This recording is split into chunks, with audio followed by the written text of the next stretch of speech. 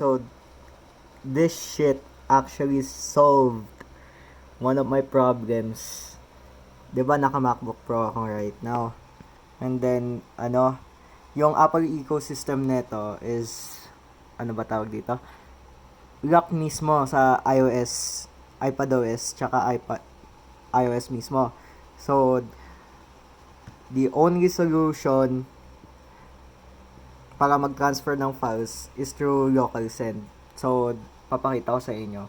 So, ayan, naka-receive siya right now. Bubuksan ko phone ko. Naka-connect to sa same Wi-Fi, by the way. And then, ito yung,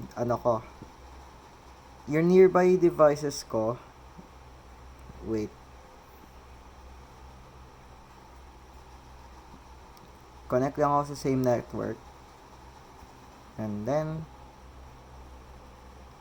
ayan, nakikita mismo yung, So, magsasend ako ng file. Kunwari ito. Confidential file. Ayan. Nandito na siya mismo. Sa laptop ko. Open ko yung Finder. Ayan na mismo yung file. So, ganito lang pala siya kadali mag-send ng files. By the way, yung local send, pwede siya sa Android, pwede din siya sa iOS. As far as I know.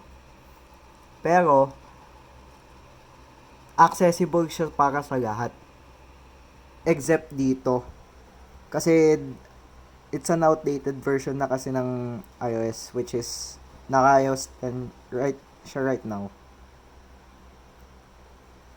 Ito. Yan.